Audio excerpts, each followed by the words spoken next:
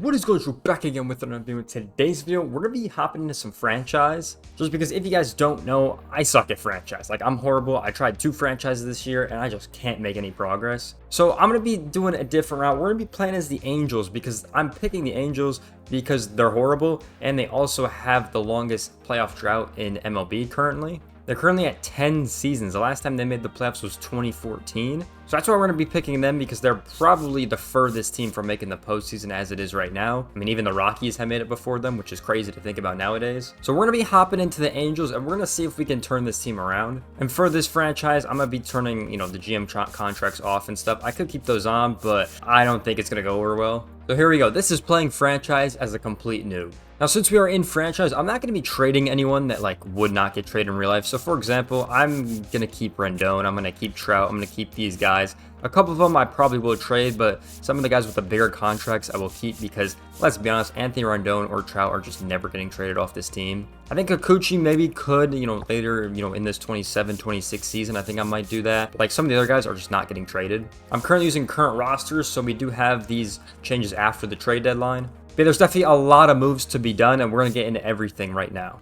We can kind of take a look at this current team. We're not the best in the league, obviously. Our budget is pretty much max. We only have $11 million to spend. So, obviously, we still have this massive Mike Trout contract, so we'll see how he's going to do in franchise. And then we are going to change our scouts. So, what I've learned from playing franchise is efficiency is the most important stat. So if you can get some good efficiency going, you can definitely have a good squad. So as you see, the first guy we got, Reese Wallace right there, 92 efficiency is very solid. And you have the little budget to work with in the top right when you kind of do the salaries. Obviously, his salary is a decent amount, but his efficiency and his discovery is definitely solid. So for example, if I wanted this guy to replace one of these guys, it would be over budget, so you can't make that change. So you kind of got to find some good guys that have a good discovery that aren't asking for a lot of salary. That's, I think, the squad we're going to be rocking with for the scouts.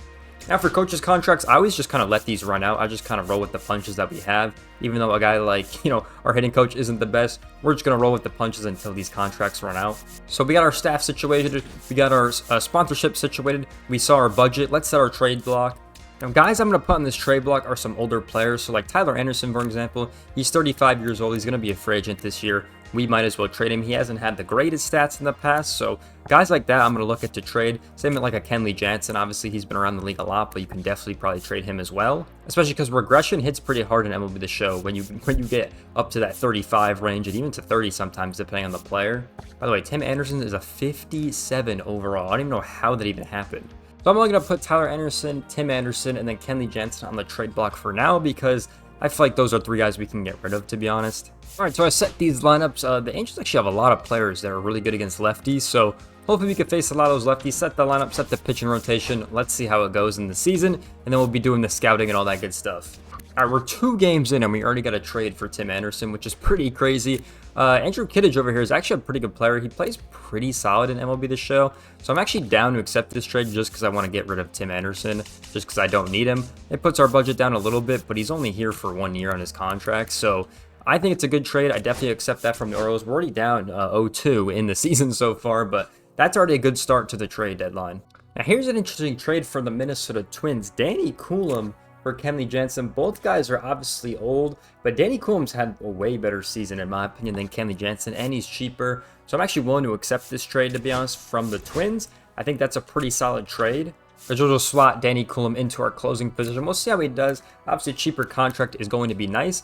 And plus, we could trade him if we want to. Same with Kiddage. We also could trade him too if we want to at the deadline. So, be very interesting to see if we can get anything for those guys.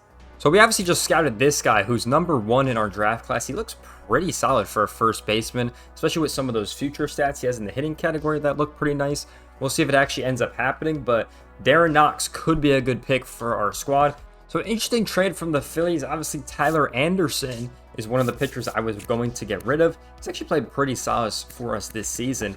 But Jose Alvarado is a very good relief pitcher, and he's actually on a 2-year deal. And he's played pretty good this season as well. So this is another trade I think I'm going to take just because it actually works out for our budget and we get a better player. So I think that's going to work out for us long term. So the 3 new pickups we got were Danny Coulomb, Andrew Kiddage, and Jose Alvarado. Honestly, I'm feeling pretty good about these guys, and they've pitched pretty well this season so far. So I think that was a pretty solid trade block that we had already set up. And I think those were some pretty good trades to try to free up some of this budget as the best we can to get rid of some of those older players. And obviously we could definitely flip these guys as well. We can 100% flip these guys if we want to. Back on the market, like a guy like Danny Coulomb, we could definitely trade to see what's out there on the market, or we could have him in another trade that we want to make. I mean, there's a lot of things we could do. The Angels don't have many prospects, so you kind of got to get creative with what we're doing. I think this is the craziest thing I ever seen. 34 pitchers on international pitching is literally insane that I just scouted. Like that's actually, I've never seen that before. That's insane. So I wanted to talk to you guys a little bit about my scouting / drafting phase. As you guys can currently see, it's currently going on behind me right now. But kind of what I wanted to do is just, I wanted to put like one scout on discovering new guys, one scout on like drafting these guys, and then another scout just like doing whatever. That was kind of my strategy. Every week I just kept discovering new players just to get some, scouting progress on them, because that's how I found the best way to be able to get a lot of guys, especially later in those rounds. That's what I like to do. I mean, I would love to hear your guys' thoughts on that, if I'm doing anything wrong, or what do you guys think about that strategy? Because I just had one guy discovering new guys from, a certain position from a certain region, and then having a couple guys scout them. So that was kind of like my scouting process as well. And then obviously you guys will see later in this video the whole drafting process I did, which I thought I did a pretty good job, but you guys got to wait and see for that. And then I kind of wanted to talk about my whole strategy for this franchise, because it's very, different, I feel like, than the last franchise I did, where I traded a lot of players, right? If you guys remember the Rockies franchise last year, I traded a lot of different players. So that was something, that I probably won't be doing this time. You will see we do make a couple of trades in this video and during the whole trade deadline period. But I don't think I'm going to be like changing the whole team, because that's kind of what I did in that Rockies franchise. And I guess it did work, because we did make the postseason multiple times and we did have some success. But ultimately, we never got to a World Series. So I definitely wanted to change it up, I think, a little bit with this Angels franchise and kind of change what I was doing. Because I looked at that franchise last year and I was like, I didn't really know what I was doing wrong when I got to, those postseason teams. You know what I mean? Like, the teams were so good at that point that I just figured we'd run it every time and just kind of see what happens. Which is pretty much what I did, and I didn't end up getting over the line. So just so you guys can know my scouting and drafting process and kind of the strategy I'm going for in this franchise, because I think it's important that you guys know, and you guys can obviously see everything that's going on behind me. I wanted to like speed it up, so I didn't just cut everything, because a lot of franchises can be pretty boring, especially when you're just looking at prospects and looking at all these menus, and then a lot of this progress you don't even see on the actual team. So a lot of it is pretty boring. So for future parts, I'll probably be cutting a lot of this out, but that's kind of what I'm doing for my scouting and drafting period and phases. I'm really just having one guy discover, and whatever he discovers, I'm having the other two basically start scouting their progress all the way. That's basically what I'm doing for that. If you guys have any tips for me, please let me know in the comment section down below. And in strategy, once again, I told you guys I'm not going to be trading, like the whole team, but I will try to be signing a couple guys in the offseason, which we haven't seen yet. But that's definitely what I'm going to try to do. So hopefully that clarifies a couple things for you guys. All right, so this is an interesting trade. I did put Danny Coulomb on the trade market just to see what I can get. He's obviously regressing, as you can tell. He hasn't pitched bad. He's a 3.63 ERA. Hasn't been pitching horrible, but Paul Sewald was one of the players that came up, and he's obviously playing really good this year. He's 34 years old. He's actually improving on his stats. So I'm maybe thinking about keeping him and giving him a contract extension is kind of what I'm thinking. So I'm going to make this trade. It's about $4 million difference, but it's still around the same, I think. So Paul Sewald will be our new closer. Obviously, we still got guys like Ben Joyce who are in here. Obviously, Kittredge is still in here, and Alvarado. All these guys are currently improving in overall, which is very good. And they've been pretty solid this season, especially these two. So that's definitely something you want to see. Well, that's something you don't see every day. The Pirates acquire Dylan Cruz from the Nationals. That is a very interesting trade. Dylan Cruz going to the Pirates for Mitch Keller. So very interesting trade that the Pirates just made. I kind of like this a lot. I think Dylan Cruz is a solid player, especially when it comes to franchise. Well, there's another interesting trade. The Twins acquire Garrett from the Marlins. Braxton Garrett going to the Twins, and the Marlins get Walker Jenkins. So that is a definitely interesting trade. A lot of these guys are very interesting trades that the AI is doing. Well, there's another massive trade. Lawrence Butler going to the Astros from the A's. The A's get Cam Smith as one of the main guys back, a starting pitcher and a catcher. So a lot of interesting trades we are seeing right at the deadline. All right, so here we go. We are at the MLB Draft. Now, we do have the second pick, so I'm very confident in this first pick. Everyone else will kind of wait and see. It's either going to be Jason Blair. He's obviously looks phenomenal. He's obviously could get up to a 94, but I really want Darren Knox. I think he's the better player. But let's take a look as we start this draft. We have the second pick, so we'll see who the Nationals pick. instead of us. And it is going to be some random guy I didn't even heard of. All right, well, there you go from the Nationals. Currently 14th in our system. So I think for me, I'm going to pick Darren Knox. I think he's the best player by far. He looks really solid. So that's who I'm going to be taking for our pick. We'll see how he is. We'll see if I missed out on the other pitcher, but he just looks insanely well, so I'm going to take him. All right, so we are back on the clock, and the Marlins sniped the guy who I was going to take, Leon Zinn. He was the guy I was actually thinking about taking, unfortunately, and he gets sniped right before that. But I think I'm going to go with Terrell McGabe, or McGabe. I don't know how you pronounce that. I think he's pretty solid. We had him 21 on our list. He could get up to a 92. I think he's the guy I'm going to take. We're going to see how he does in our system, but man, that was unfortunate. Literally the guy I wanted to take, the Marlins took him, so that was tough. I think I'm going to take McGrow right here. I don't know why everyone has Mick in their name that I'm going to pick, but you know, we did scout him a little bit. Not really confident in this pick, but we're going to see how we do. There were not a lot of guys that I wanted to take. A lot of them I did, you know, scout went earlier, unfortunately, so that's really not the best. All right, I think I'm going to take a risk. I think I'm going to take David Robertson just because he's got the high upside and we did scout him a decent amount. And I think that's who I'm going to take as my next pick in the 4th round because a lot of the other players I have on this list are just really not it, I feel like. I don't know. A lot of them we didn't really scout too much or they just really, you know, don't have the highest upside I've seen. All right, so for round 5, I think Henry O'Donnell's the player I'm going to pick. Once again, another guy that has some decent upside. He could have some good stats. So he's the guy I'm going to pick at number 5. We'll see how he is overall. I think on my round 6 pick, I'm going to pick Tim Hogan. He's a relief pitcher. He's got a lot of pretty good upside on his stats. So he's the one I'm going to choose in the 6th round of this draft. And that is going to be it for our first year's draft right there. I think we got some decent amount of players. And this is where we currently stand after the MLB All-Star break. We're still in last place, but it's okay. 43 wins, 53 losses. Honestly, not horrible compared to our division at. We're only like 10 games out, so honestly not horrible. And you can obviously see Mike Trout is currently leading the American League All-Star vote in right field, which is very exciting on our team.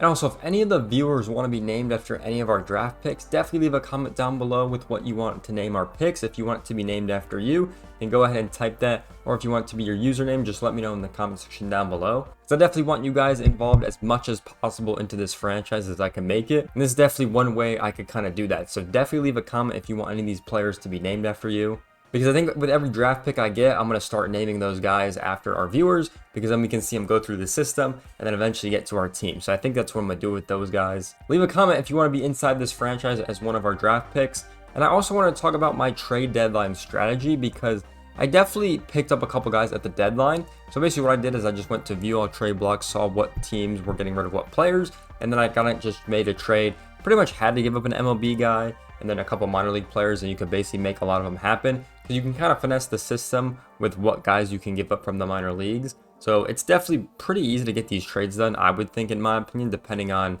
you know, if the value's there, obviously. That's basically what I did, and you're going to see that in just a little bit on my kind of trade deadline strategy, because our team is actually pretty solid so far, and we're pretty close to making the postseason, which is pretty surprising. I did definitely not think that was going to happen. Anyways, this is the last time I'm cutting into the video. Make sure you guys comment if you want your name in the game as one of our draft picks, and that was kind of my trade deadline strategy I was kind of working with. But that being said, I hope you guys enjoyed the rest of the video. All right, so here's an interesting trade I just found with the Tigers. So Matt Manning, they want to get rid of. He's honestly pitched pretty decently. He's a 3.15 ERA, 108 innings this season.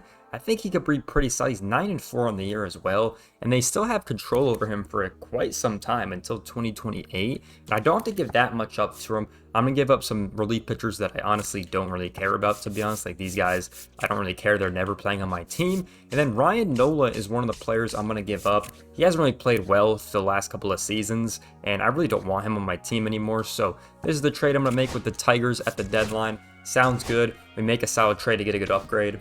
So Evan Carter is currently on the trade block right now, and he also has control for a decent amount of time. I feel like he'd be a good pickup. He's batting .292 this season. He's playing pretty solid. Only played in 42 games this season, but I think he kind of deserved to play every day, in my opinion. His attributes are continuing to grow. He's only 22 years old, 72 overall B potential, and he's honestly not that hard to give up. I gave him some of my worst pitchers, and I think I'm going to get rid of Kyle Hendricks. He's only on a 1-year deal. He's currently aging as it is right now, getting older and older, and the Rangers are interested in making this happen, so let's do it, baby.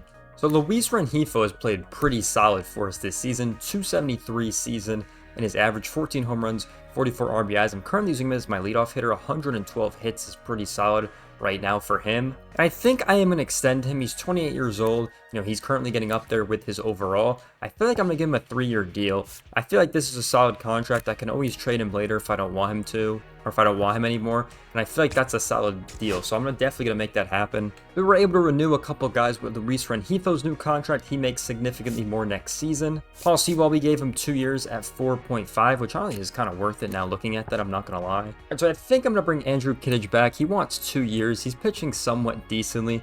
I'm just going to give it to him. It's not going to be a lot of money. We're not breaking the bank over there, and I think it's going to be worth it. That's a pretty big trade, actually. The Pirates get Felix Bautista from the Orioles, so that's pretty crazy, and they get Ethan Stylis for it. I mean, he's a player that I've used in franchise a lot, and he's definitely pretty solid. Well, that's a little bit unfortunate. Fractured forearm for Evan Carter. I literally played him for like, what, 3 games, and this guy's already injured? But here's a look at our draft picks, and okay, not horrible. Honestly, not horrible. I thought it might have been a lot worse, but Knox was our definitely best player. 73 overall looks really solid already. I mean, just look at those contact and power stats. I mean, he's literally absolutely phenomenal already. And our other guys weren't bad. 85, 82, 85. And then the last 2 picks weren't the best, 62 and 73, but honestly, not a horrible draft in my opinion. I mean, let me know if you guys think I could have done anything differently, if I should have done a lot of things better, but I think overall it wasn't too bad. You know, these guys obviously got a lot of a room to grow, especially lower down, so we'll definitely see how these guys develop moving forward.